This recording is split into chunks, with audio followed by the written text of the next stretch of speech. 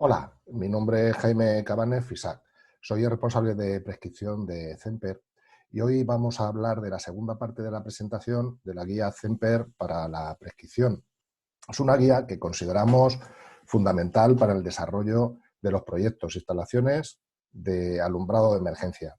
Esta segunda parte vamos a hablar de uno de los capítulos que forman parte de ella, en concreto el capítulo de legislación y normativa de la iluminación de emergencia.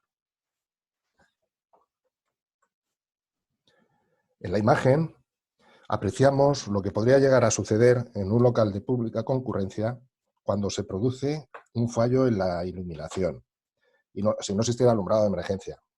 Nos quedamos a oscuras y, lo que es peor, guiados por un pequeño resplandor, podríamos terminar en la zona más peligrosa del edificio. En esta otra imagen, afortunadamente, nos encontramos en un edificio con un alumbrado de emergencia que se mantiene y funciona correctamente y nos aporta tranquilidad, guiándonos hacia la salida más cercana sin sufrir ningún daño.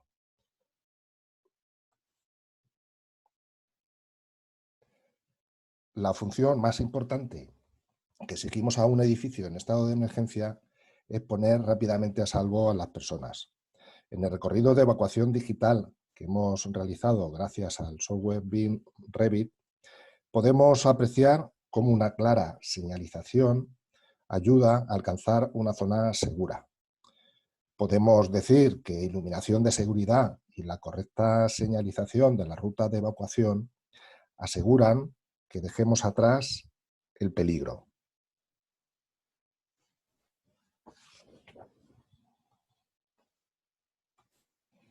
Bueno, este es los capítulos de los que consta la guía CEMPER para la prescripción. Es una guía navegable, podemos avanzar por ella capítulo a capítulo internamente y acceder a diferentes archivos externos para ampliar la información. Por ejemplo, podemos acceder al capítulo de información y servicio. Este capítulo está formado también, a su vez, por una serie de subcapítulos. Curvas fotométricas, estudio de iluminación de emergencia, bancos de precios VC3, fichas técnicas o modelado e información BIM. Vayamos al modelado e información BIM. En este caso, explicamos en qué consiste la tecnología BIM para proyectos de edificación, modelado e información de objetos. Y cómo, con el uso de nuestras luminarias digitales y gracias a la información de la curva fotométrica, podemos visualizar virtualmente el alumbrado de emergencia del edificio. Además, podemos acceder a los archivos BIM de nuestras luminarias pulsando aquí en las descargas, accediendo al catálogo digital y al resto de los archivos, como son las curvas fotométricas, VC3 y fichas técnicas. Bueno, volvamos a los capítulos. Y bueno, pues vamos a comenzar el tema de hoy, legislación y normativa del alumbrado de emergencia. Primero vamos a ver el ámbito normativo en el que nos movemos. Bueno, el alumbrado de emergencia fundamentalmente se rige por tres leyes: la Ley de Industria, la Ley de Ordenación de la Edificación, la más conocida por la LOE, y la Ley de Prevención de Riesgos Laborales. En el caso de la Ley de Industria hay una serie de reglamentos de instalaciones y de ellos nos afectan los siguientes: el Reglamento Electrotécnico de Baja Tensión, el Reglamento de Seguridad contra Incendios en Establecimientos Industriales y el Reglamento de Instalaciones de Protección contra Incendios, el RIGCI, que fue modificado hace poco, en el 2017. En el caso de la Ley de Ordenación de la Edificación, fundamentalmente todo el reglamento está recogido en el Código Técnico de la Edificación, en el CTE. Y concretamente, los documentos básicos que nos afectan al alumbrado de emergencia son la seguridad en caso de incendio, el SI, y el documento básico de seguridad de utilización y accesibilidad. Por último, la Ley de Prevención de Riesgos Laborales nos afecta fundamentalmente lo que es la señalización de seguridad y salud en el trabajo, así como los planes de emergencia a los que toda empresa está obligada a tener. Después, hemos visto la parte legislativa en los reglamentos, tenemos la parte normativa. Hay normas que son de obligado cumplimiento porque los reglamentos así lo exigen y otras que son de reconocido prestigio y recomendamos su utilización. En el caso de producto, son normas de obligado cumplimiento, la UNEEN 60598. Toda esa serie habla de los requisitos que deben tener las luminarias de alumbrado de emergencia y cómo se deben fabricar. En cuanto a instalación, una norma de reconocido prestigio que se aplica en la gran mayoría de los países de la Comunidad Europea es la UNEEN 1838, requisitos fotométricos y luminosos para sistemas de alumbrado de emergencia, que pues la reglamentación española prácticamente ha sacado de esta norma todo el reglamento. ¿Vale? Después tenemos la de mantenimiento de los sistemas de alumbrado de emergencia, la UNEEN 50172. Y también en el caso de hacer los test automáticos, como las luminarias autotest, se tiene que aplicar la norma UNEEN 62034, sistema de ensayo automático para alumbrado de evacuación de emergencia alimentado por batería. Este es el índice que tenemos en la guía para la prescripción. Es un índice, bueno, pues que podemos acceder directamente pinchando en el botón amarillo a cada una de las partes que tenemos resumidas de los reglamentos. Y a su vez podemos acceder también desde ese resumen de normativa, accedemos externamente a todo el reglamento, al Real Decreto, ¿vale? Externo porque podemos acceder y está abierto al público. Sin embargo, las normativas tenemos un resumen, pero no podemos acceder a ellas porque bueno, no son públicas. ¿Vale? Este es el ejemplo del índice que tenemos en la guía.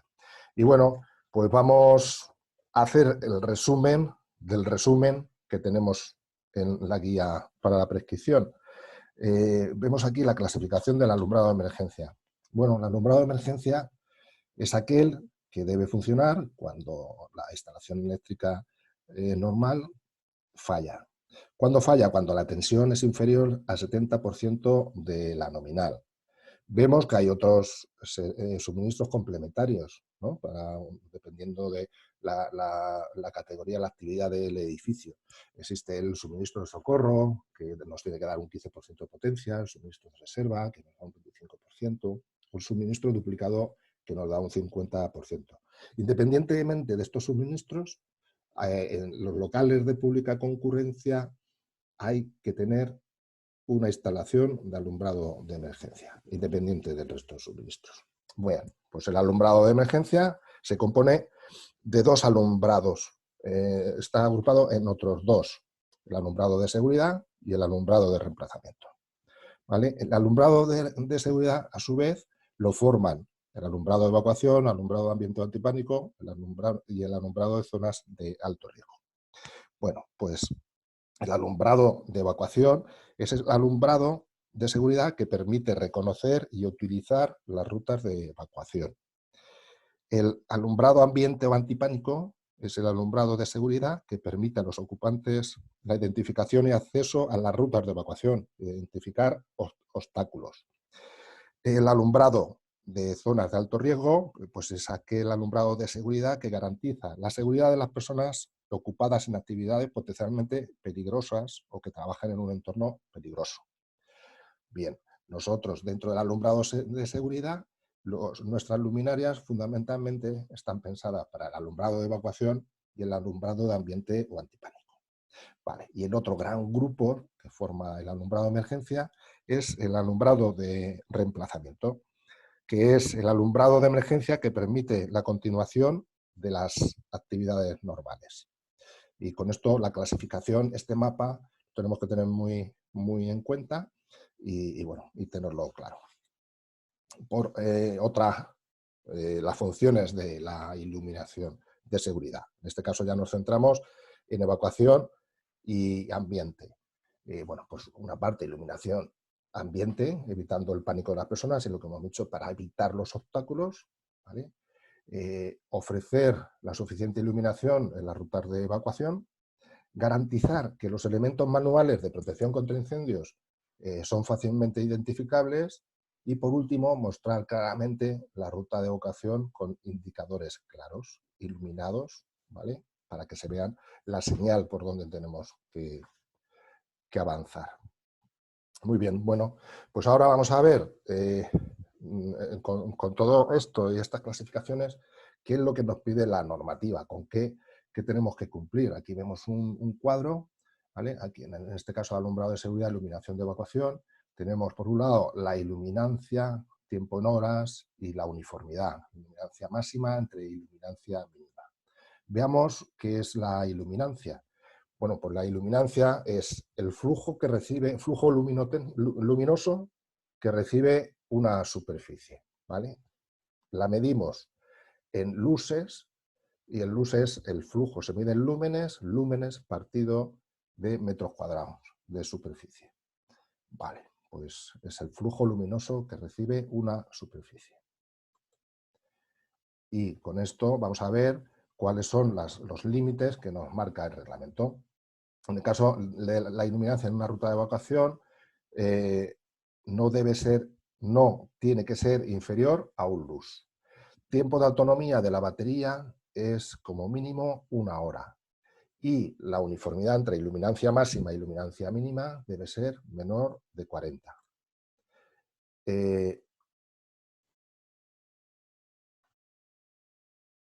En el caso, perdón, de equipos de protección, bueno, la medida, hemos visto anteriormente, de la ruta de evacuación se mide en el eje de la ruta, ¿vale?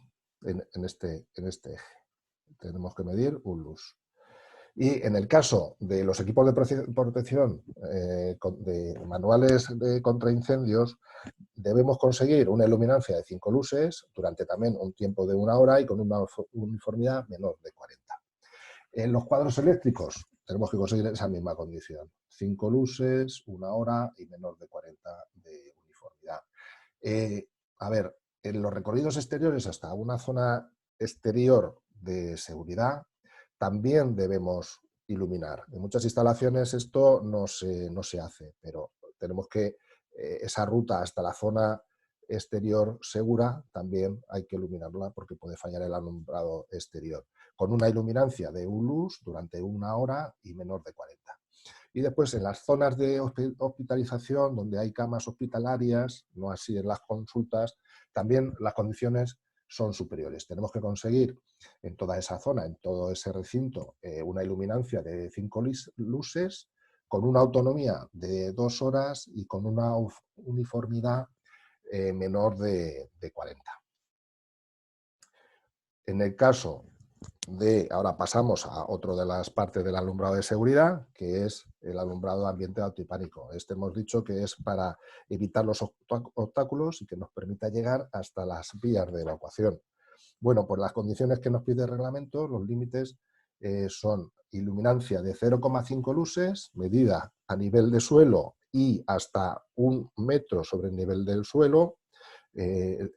Toda esa zona tiene que tener 0,5 luces como mínimo durante 1 hora y con una uniformidad entre iluminancia máxima y iluminancia mínima menor de 40.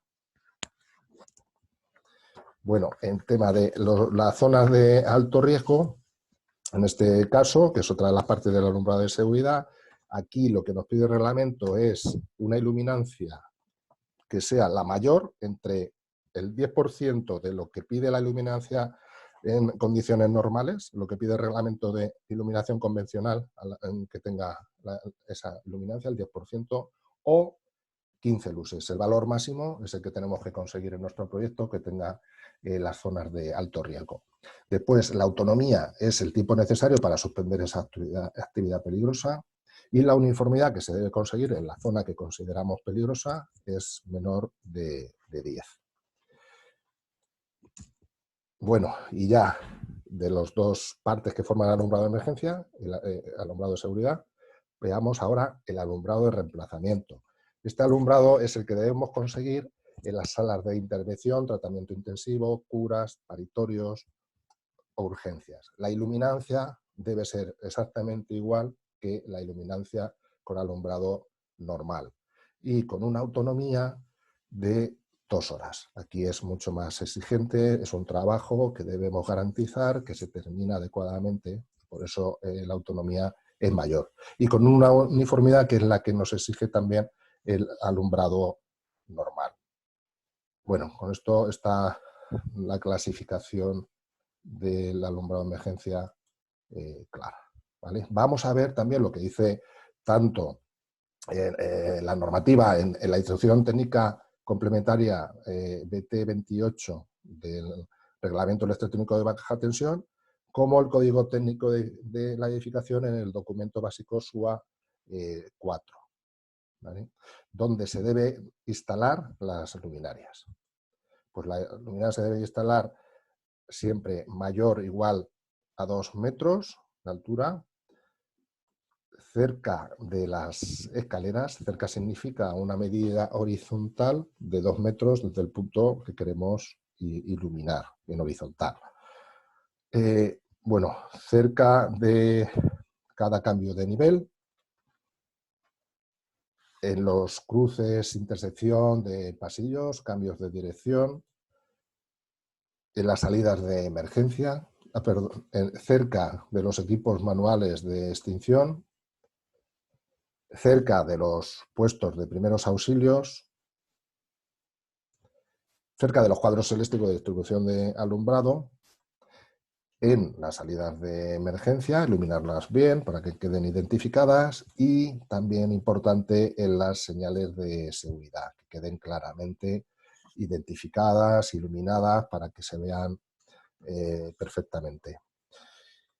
Bueno, ya que estábamos hablando de señales de seguridad, lo que es conveniente decir que la iluminación, lo que nos pide la norma UNE 23034/88, que es de obligado cumplimiento, que las señales estén iluminadas, pueden estar iluminadas externamente, si es opaca, o internamente, si es parcial o totalmente translúcida. Bien, bueno, el Código Técnico de la Edificación en el documento básico SUA 4, que es de obligado cumplimiento, y la norma UNE en 1838, que aunque no es de obligado cumplimiento, hemos visto que es de reconocido prestigio y una norma de referencia, nos dice una serie de condiciones que debe tener la señal, como son una luminancia. La luminancia, ¿qué es? La luminancia es el efecto de luminosidad que tiene una superficie que vemos con la retina del ojo, tanto si procede de una fuente que tiene luz, como si procede de una fuente secundaria o superficie que simplemente refleja la luz. Es la relación entre intensidad luminosa y la superficie aparente. La superficie aparente es la que ve el ojo, por eso tiene una inclinación, y por eso multiplicamos la superficie real por el coseno de alfa.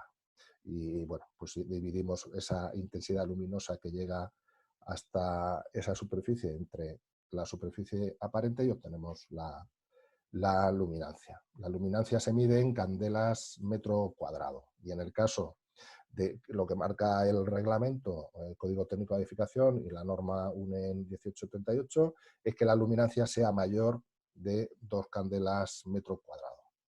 ¿Vale? Esto también nosotros recomendamos el uso de señales iluminadas internamente, y si no se utilizan este tipo de señales y son iluminadas externamente, pues podemos poner la fotoluminiscencia, ¿vale? Pero lo que sí debemos tener claro es que esas señales fotoluminiscentes también hay que iluminarlas. Tiene que quedar una luminaria cerca de ellas para que la veamos adecuadamente y podamos cumplir con esto que marca el reglamento. La relación entre luminancia mínima y máxima en el color blanco es mayor o igual de 10:1. La relación entre luminancia blanco, luminancia de color, es mayor o igual de 5:1 y menor de 15:1. y el 50% de la luminancia lo debemos conseguir a los 5 segundos y el 100% en 60 segundos. Bueno, aquí hay otro tema que nos marca la UNEN 1838, pero la reglamentación está un poco, bueno, pues dice que las señales tienen que ser para unas distancias determinadas, unas medidas fijas, unos formatos fijos. Ahora veremos cómo eso está cambiando y se está reflejando en las normativas de obligado cumplimiento. ¿Vale? Entonces nosotros en CEMPER calculamos nuestros formatos de señales basándonos en la norma UNEN 1838, que está lo que nos dice que en función del ancho de la señal conseguimos la distancia visual máxima. ¿Vale? Entonces, si la señal está iluminada externamente, la fórmula es Z, que es una constante, en este caso, que es 100, por la altura de la señal. Y si está iluminada internamente, la Z es una constante, 200, multiplicado por la altura de la señal. De esta forma obtenemos las distancias de visualización. Es decir, si tenemos una señal que mide de alto 20 centímetros, 0,2 por 100 son 20 metros de distancia visual. Y si está iluminada internamente, es 20 centímetros, 0,2 por 200, 40 metros de distancia visual. Bueno, ahora cabe decir un tema que hemos comentado antes. Ahora, recientemente se ha modificado la norma UNE 23033 que afecta a los pictogramas de las señales de protección contra incendios. Bueno, los pictogramas se ajustan a los definidos en la norma UNEN ISO 7010. Antes convivían con los que marcaba esta norma y ahora se unifican. Todos los pictogramas son iguales a partir de, bueno, de ya. ¿Vale? Con lo cual vemos que algunas señales son diferentes anagramas, pero ahora se unifica y es de obligado cumplimiento. ¿Vale? Después también, otro tema importante que marca esta modificación es que regula el cálculo de tamaño de la señalización en función de su distancia de observación, como hemos visto anteriormente, y nos olvidamos ya de los formatos fijos en función de las distancias que deberían cubrir que marcaba antes este reglamento. ¿Vale? Pues es una modificación que unifica lo que hemos visto con la norma UNEN 1878. ¿Vale? Ahora, lo más importante, la que nos afecta a nosotros realmente son las señales de evacuación, bueno, que incorpora de forma exclusiva la norma UNE 23034. Esta todavía no ha salido, pero está en revisión y va en este mismo sentido. Bueno, pues continuemos. Ya para terminar, pues hacer mención a la necesidad de mantener adecuadamente el alumbrado de emergencia, para que cuando sea necesario esté en perfecto estado. Y para esto recomendamos la utilización de la norma UNEN 50172, que nos dice los test que debemos hacer, cómo los debemos hacer, los registros, sobre todo cuando tenemos un alumbrado de emergencia con un control centralizado, tipo de registros que debemos hacer e informes que debemos emitir. Recomendamos la utilización de la norma UNEN 50172 y estamos haciendo todo posible para que sea de obligado cumplimiento. Bueno, y por último, hacer mención a los sistemas de control estándar y bueno, que se prohibieron el año pasado mediante decreto en la Comunidad de Madrid. El decreto 17/2019 prohibió la instalación de las luminarias con un control estándar, exigiendo como mínimo un sistema ZX, un sistema de control de autotest, poco en base a lo que hemos visto del mantenimiento para asegurar que las luminarias estén en perfecto estado. Y bueno, pues con esto termino la presentación de hoy. Queda una tercera parte y bueno, espero que también asistáis. Agradecer enormemente vuestro tiempo prestado y si tenéis alguna duda y alguna aclaración, no dudéis en contactar conmigo. Ahí tenéis mis datos, tanto por correo como por teléfono. Bueno, pues muchas gracias y hasta la próxima.